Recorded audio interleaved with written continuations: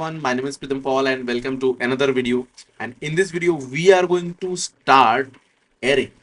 So in the entire C programming playlist, we have come across a long journey starting from the variables, operators, control statements, then functions, then types of functions, function calling, many other things, then pointer, basics of pointer, pointer arithmetic, pointer variable, pointer to pointer, a lot of stuffs. Okay, now like before moving forward, we have to understand what exactly array is, because it is the correct time to understand the array, and after that we will move forward, and later on we will do a lot of problems on arrays, pointers, functions, and many other stuffs. Okay, don't worry, one by one each and everything will be covered in the entire playlist. So if you are new in the playlist or if you're new in the channel, please do hit the subscribe button, and if you really like the content after watching the video, if you really like the content, please hit the like button for sure. Okay, now what is array? Array is the simplest data structure in the world, I would say. So what is data structure? Now the way in the structured manner the data would be stored, by which we can search, we can do any kind of operation with the data in an efficient manner, that is called a data structure.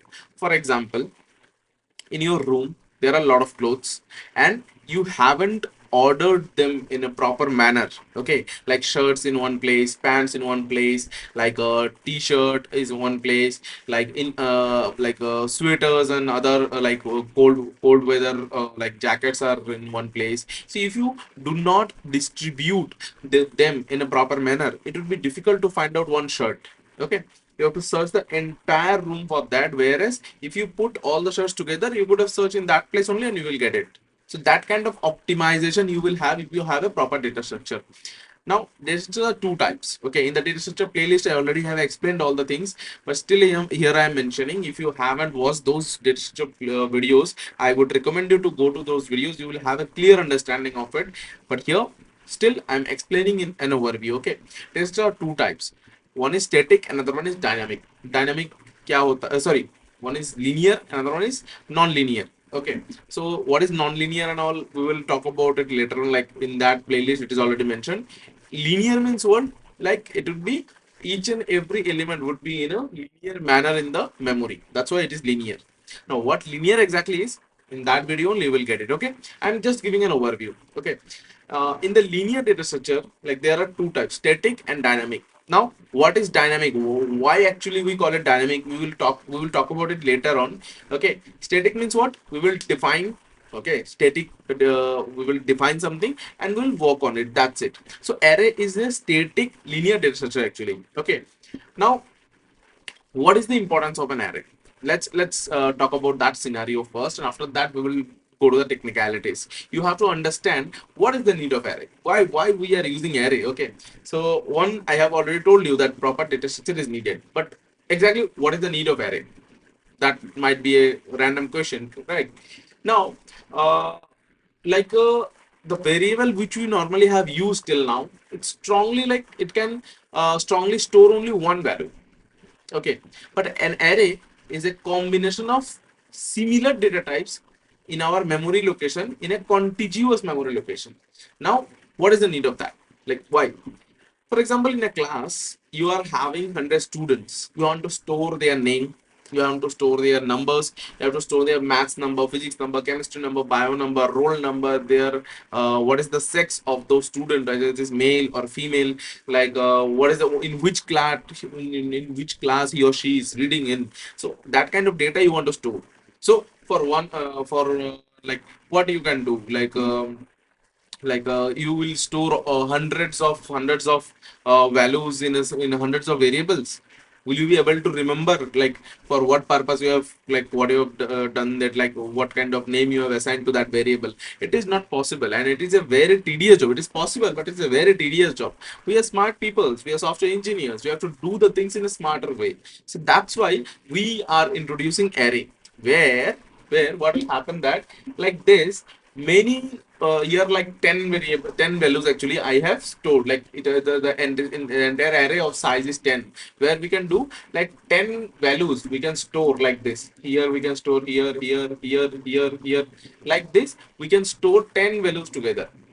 And Why I am saying contiguous? Because the first value is stored in 100, 104, 108, 112, 116. So contiguous memory location, 4 bytes again the second one, 4 bytes again third one, 4 bytes again fourth one, 4 bytes again fifth one. Like that we are storing, and that's why array is very much efficient. How?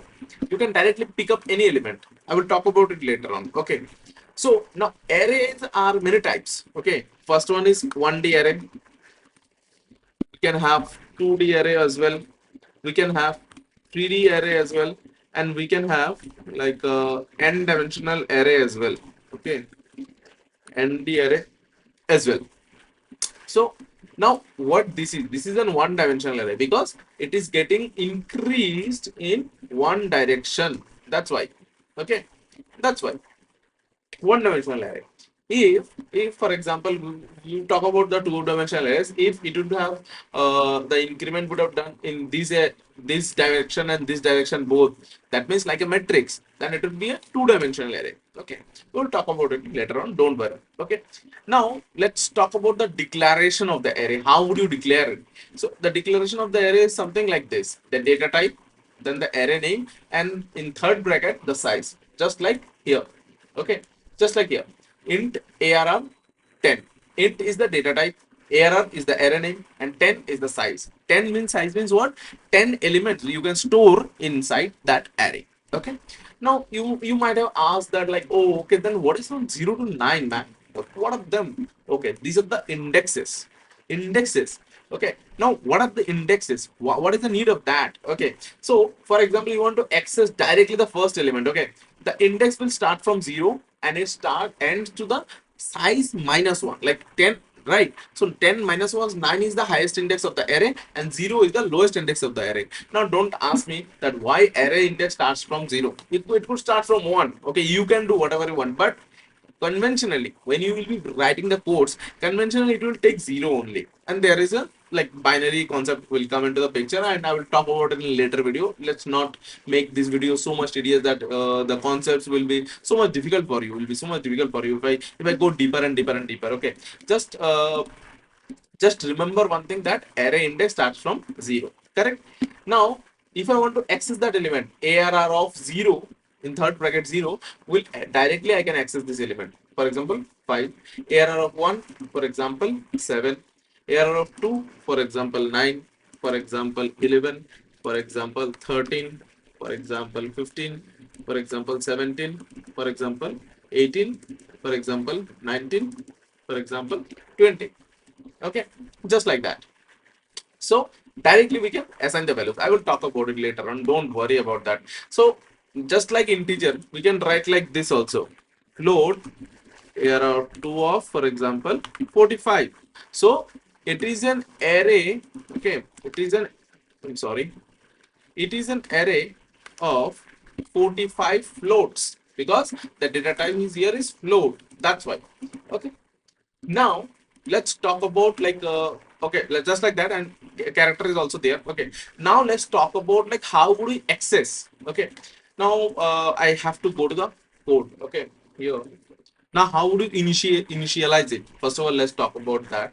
Okay, so not pointer here, will not be using. For example, a of 5 is 1 2 3 4 5. This is the way we can initialize the initializing the array. Okay, now if you want to access one element, for example printf. Okay, if you want to write percent a of 0, okay, print in the first one and the second one and the third one and the fourth one and the fifth one. Okay, just like that. If you want to print it, so you can see all the elements are getting printed out like that. So a of 0 means what? It is the first one, like the 0th index. A of 1 means 1, the first index. A of 2 means 1, the third index. A of 3 means 1, the fourth one. 4 means the fifth one. Okay, just like that. Now for example, if you want to print it, I don't want to print it like this. Okay, so what would I do? I would write integer I equal to 0, I less than 5, I plus plus. Okay, and then if I write printf percentage a of I, and here we can put backslash t. Okay, so printing the array elements, and let's print them. So you can write, you can see just one second. This is to avoid this ampersand symbol. Okay, that's why. So see, 1, 2, 3, 4, 5 has been printed out. Correct. This is how we can actually display the array. Okay. Now let's talk about like now let me talk about these things that ARR of 0, you have seen already all these things. Okay, so the indexes, if you do the what this is actually, this operator actually calls, this operator actually is called as a, okay,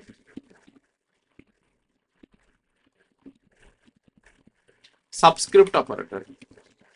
Subscript operator, just remember it because we will be needed that. Okay, it is called a subscript operator. Okay. Okay, so subscript operator it is. Okay, now we can access. Okay, we can access the array elements. That is fine. Now you want to like take some inputs. How would you take it? So we will copy the entire one. Okay, and we will create another one.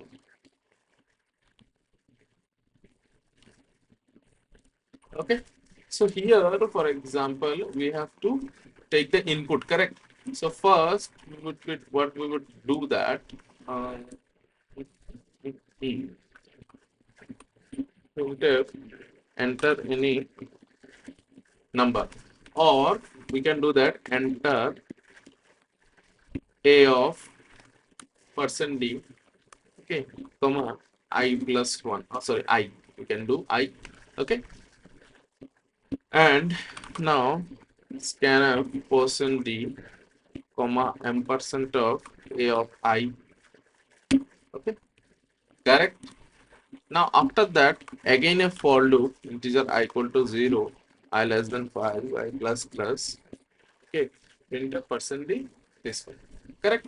So we can take the input and we can take the output as well.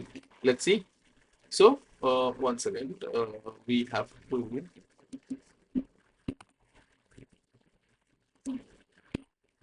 yeah. Now let's run this. Enter a of 0, for example, 12, 13, 14, 15, 16, just like that. So using like this code, you can easily take the input using this scanf. For each and everything, each and every element, you can take the input, and again you can take the output. Okay, let me comment like that. Okay, so these are the basics of array. Okay, why I was saying contiguous memory location, because these are the things. Okay, now why it is essential. Okay, let's talk about that. So I will come into the that part later on when I will be explaining the pointer topic. Okay, how actually using pointer you can jump over the locations and you can access all the elements in the array. That is the beauty of pointer. Without touching the array name, we can exactly go inside each and every element, and then we can print all the values. Okay, we will talk about it later on, don't worry, each and everything will be cleared up.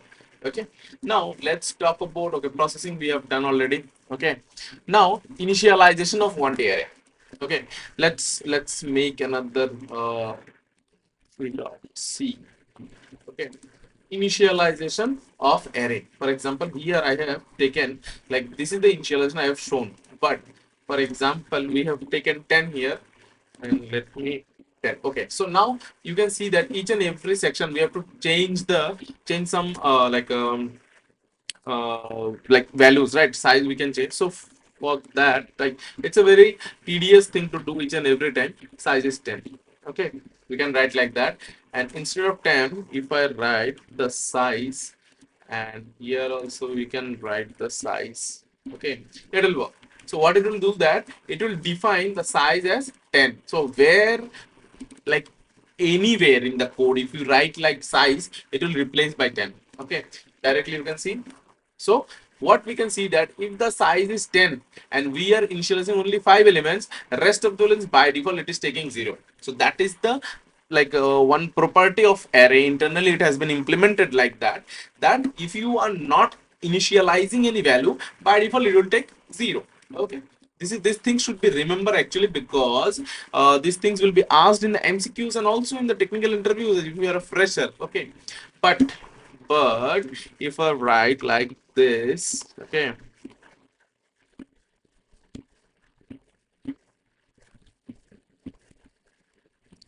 then it will throw an error. What it will be, and what is the error? Like size is 10, but the elements up to 12. Okay, so what it is saying that excess elements in the array initializer. Okay, it is printing, but it will come in with an error. In the Mac it is like by default it is like avoiding such things, and it is printing, but that's not the truth. In other compiler turbo C, like in the Windows also, it will throw an error for sure. Okay, that you will not be able to print all the elements, because excess elements are there up to 10 only, it is getting printed out. See, so that is how the thing. Okay, you have to be careful while working with arrays, because the number of elements in the array which you are initializing should not exceed the size of the array. Okay, so that's our thing. Okay, now if you write, for example, a equal to this, and then if you write integer b of 5, sorry, b of size, okay, and then if you write b equal to a, okay, so it is not going to like work. It's not a valid one. Just like variable, okay, like integer x equal to 10, y equal to something, and x equal to y, if you write, like we cannot use initialization or initialization operator here like this. Okay, so that is the thing actually. Okay, now let's talk, and just giving some hints, okay, so that you could have some proper understanding. Okay, now what are the things I'm missing up? Okay, this is the basic array, and like now let's talk about the array with the functions. Okay, let me write another one. Okay, so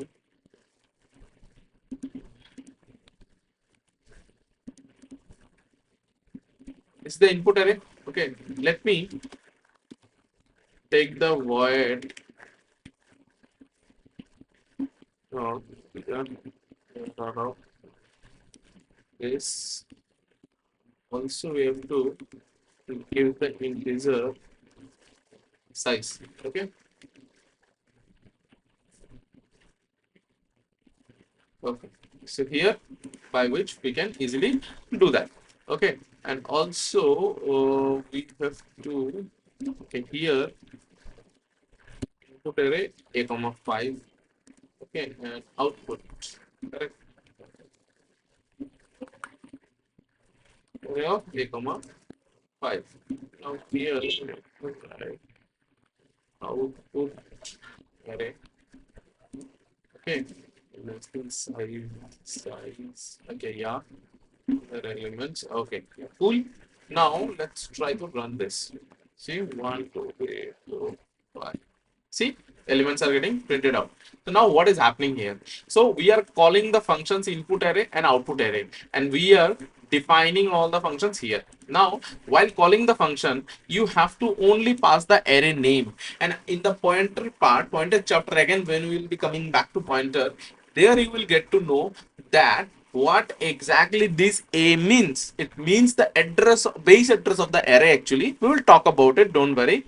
So this is the, like, a means what? A means the address. Okay, but here you forget everything. You just remember that thing. Like as of now, you remember. When we will be talking about pointer things, things will be getting more clearer. The fogs will be removed. Okay, in front of in front of your eyes. Don't worry. So a, and the size is 5. That's why we are returning 5. That's it. And here we will be writing like this: integer error within third bracket. That indicates that it's an array. If you do not use the third bracket, it will not indicate as an array for sure. Okay, so that's why it is very much important. So they are the input, and it is void. So by default it is work, it will work. Okay, now you will ask that, oh, okay, it is a call by value or call by reference. It is a call by reference, and we will talk about it later on in the pointer part. As of now, just understand these things, that using subscript operator, if you write like this, it will treat as an array, and by default whatever the operations you will do, it will be reflected in the main body only. Okay, don't worry about that. You just remember this part and forget everything. Okay, as of now, only printing and taking input, these are the parts, is the basic one. Okay, now Passing quantity arrays is done. Anything I am running? Okay. Okay. As of now, we are done. Okay. Now, like in the next video, this video I'm ending here. In the next video, we'll talk about two-dimensional arrays and also some one-dimensional array operations. Okay, some like basic problems we will be talking about, and then we will talk about two-dimensional arrays along with functions and all, and then initialization and all. And after that, like we will jump into the pointer part again. Okay, don't worry.